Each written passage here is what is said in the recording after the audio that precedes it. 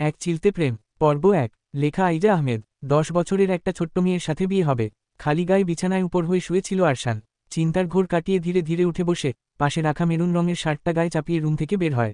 রুমের দরজা খুলতেই সামনে এসে দাঁড়ায় সাজ, চোখে মুখে খুশির ঝিলিক। আরশান ভাইয়া, আমি বউ হব।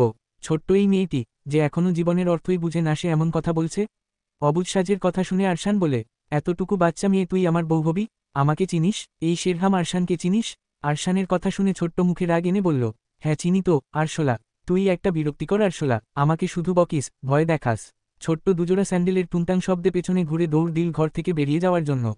ছোট্ট পায়ের ছুটে চলা ধূপধাপ শব্দ উঠছিল টাইলসের ওপর, বাতাসে দুলছিল তার বিনুনির লাল ফিতা। সে দৌড়ে যেতে যেতে খিলখিল করে হেসে উঠল। পাল্টা আঘাতে ছুরির মতো চেরা শব্দগুলো শুনে আরশান্ত হয়ে যায়। খালি গলায় আচ্ছন্ন কাচের মতো শব্দ ভেদ করে ধাতব কঙ্কনে তার বুকের ভেতর ধাক্কা দেয়। এইটুকু একটা মেয়ে, তাকে তুই বলেছে? তার এত সুন্দর নামটাকে আরশোলা বলেছে? এভাবে বলতে পারল? মুহূর্তেই মুখটা লাল হয়ে যায় রাগে, নাক ফুলে উঠে। নীরবতা ভেঙে আরশান বজ্রকণ্ঠে চেঁচিয়ে উঠল, আবার আমার সামনে আসিস, চর মেরে তোর দাঁত ফেলে দেব বেয়াদব। কথাগুলোর রেশ ঘরজুড়ে বিদ্যুতের মতো ছুটল, তবে কাচের জানালার ওপারে তখন বধূলির তামাল রঙা আকাশ। গোলাপি সোনালি আলোতে আরশানকে বন্দি করে রেখেছে তার নিজের অক্ষমক্রোধ।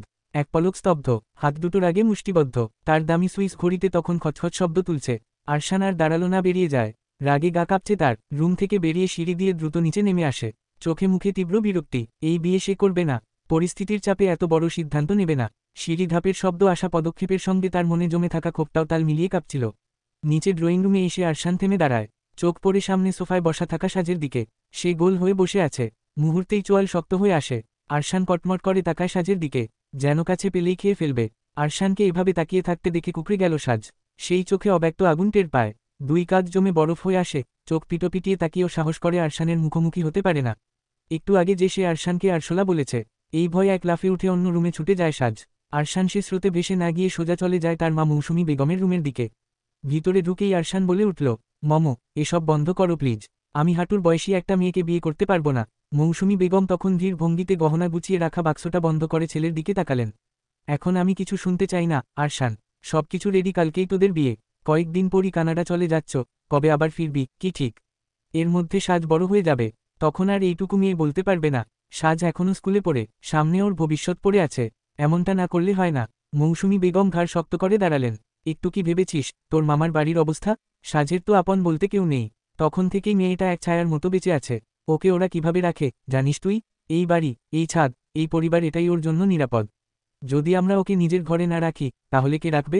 আমি পারবো না। জেদ করিস না আরশান, তোর বাবাও ভুলে ওই লোকটার কথা মুখে আনবে না। যে নিজের সন্তান আর স্ত্রীকে রেখে চলে যায়, তার কোনো কথাই আমার জীবনে জায়গা পাবে না। তার মতো আমি হতে চাই না। আর আমি সাজের সঙ্গে এই অসম বয়সের অসম সম্পর্ক করতে পারবো না।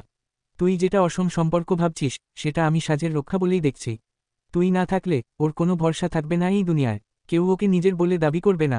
আমি এমন কিছু করতে চাই না, যার জন্য পরে সারা জীবন অনুশোচনা করতে হয়। মৌসুমী বেগম দীর্ঘ নিঃশ্বাস ফেললেন। সময় খুব বেশি নেই আরশান, অনেক কিছু সময়ের হাতে থাকে না। কিছু কিছু সিদ্ধান্ত নিতে হয় হৃদয় দিয়ে, যুক্তি দিয়ে নয়। আমি পারবো না বিয়ে করতে, অন্য ব্যবস্থা করো। আরশান আর এক মুহূর্তও দাঁড়ালো না, গটগট পায়ে হেঁটে চলে গেল ঘর থেকে। মৌসুমী বেগম স্থির দৃষ্টিতে ছেলের চলে যাওয়ার পথের দিকে তাকিয়ে রইলেন। মেয়েটা ওখানে ভালো নেই, ভাইজির এমন করুণ দশা দেখবেন কি করে? তিনি সাজকে আর ওই বাড়িতে পাঠাবেন না। এই ঘরই হবে তার ঘর। আর আরশান স্কলারশিপ পেয়েছে, কয়দিন পরই চলে যাবে কানাডায়। তার আগে তিনি চান আরশান আর সাজের বিয়ে হোক। একমাত্র এই পথেই সাজকে স্থায়ীভাবে এই বাড়িতে রাখা যাবে। একবার যদি বিয়ে হয়ে যায়, তাহলে আর ও বাড়ি থেকে কেউ সাজকে নিতে পারবে না। বাইরে সন্ধ্যার নরম আলো ধীরে ধীরে গাঢ় অন্ধকারে ডেকে যাচ্ছে। ড্রয়িং রুমে টিভির পর্দায় চলছে টম এন্ড জেরির ক্লাসিক এক এপিসোড। সাদা ধূসর রঙের সোফায় পাশাপাশি বসে আছে সাজ আর অর্ণব। অর্ণব গম্ভীর মুখে কার্টুন দেখছে, যেন টিভির স্ক্রিনটা ভেতর দিয়ে সে ঢুকে পড়বে। এতটাই মনোযোগ, জনেই কার্টুনে ডুবে হেসে উঠছে, আবার মুখ গম্ভীর করে পরবর্তী কাণ্ড দেখছে। ওদিকে রান্নাঘর থেকে ডাইনিং টেবিলের দিকে হাঁটছেন মৌসুমী বেগম, হাতে গরম গরম খাবার। সাজ, অর্ণব, খেতে আয়, কিন্তু কারো কোন সাড়া নেই। টিভির শব্দ আর টম আর জেরির দৌড়ঝাঁপে ওদের মন জুড়ে আছে শুধু স্ক্রিনে। মৌসুমী বেগম একটা দীর্ঘ নিঃশ্বাস ছাড়েন। আরশান বিরক্ত চোখে একবার টিভির দিকে তাকায়, তারপর পেছনে গিয়ে হঠাৎ জনের মাথায় দুম করে টুকা মারে। কি রে, তোরা খাবি না? সাজ মাথা চেপে ধরে তাকালো পেছনে। অর্ণব মুখ ভার করে বলল, এইভাবে কেউ মারতে আসে নাকি? আরশান এবার টিভির রিমোট তুলে নিয়ে একটানে বন্ধ করে দিল। দেখা শেষ, এখন চল টেবিলে। দেরি করলে জনেই মার খাবি। টিভি বন্ধ হতে না হতেই সাজ আর অর্ণব ভয় পেয়ে গেল। জনেই তাড়াতাড়ি উঠে দাঁড়িয়ে দৌড়ে চলে গেল ডাইনিং টেবিলের দিকে। না হলে যে মার খাবে। কিন্তু সেখানে গিয়েই নতুন কাণ্ড শুরু। সাজ টেবিলের এক কোণার চেয়ারে বসতে যাবে, এমন সময় অর্ণব হঠাৎ চেয়ারটা টেনে নিয়ে বলল, এই চেয়ারে আমি বসব, এটা আমার চেয়ার। সাজ চোখ কুচকে তাকিয়ে বলল, না, এই চেয়ার আমার, আমি প্রতিদিন এখানে বসি, আজ আমি বসব, তুই অন্য জায়গায় যা। অর্ণব হুমকি দিয়ে বলল। এই নিয়ে শুরু হয় টেবিলের পাশে চেয়ারে টানাহেঁচড়া। চেয়ারের শব্দ, হাতের ধাক্কাধাক্কি, জনের ঝগড়ার আওয়াজের আগে ফেটে পড়ে আরশান। সে সোজা এগিয়ে এসে একটাও কথা না বলে চেয়ারে বসে পড়ে। জনেই চুপ, এই চেয়ারে আমি বসব। আরশান বসে পড়লে আর কোনো ঝামেলা চলবে না। অগত্যা সাজ মুখ ফুলিয়ে পাশের চেয়ারে বসে। অর্ণব গো গো করতে করতে বসে ঠিক তার পাশেই। তখন মৌসুমী বেগম প্লেট সাজিয়ে খাবার এনে রাখেন টেবিলে। ভাত, মুরগির ঝোল, ডিম, ডাল আর সালাদ, সব কিছুই সাজানো। সাজ তখন একটু নাক শুকল। উফ, অর্ণব ভাইয়া, তুমি পাত দিয়েছ।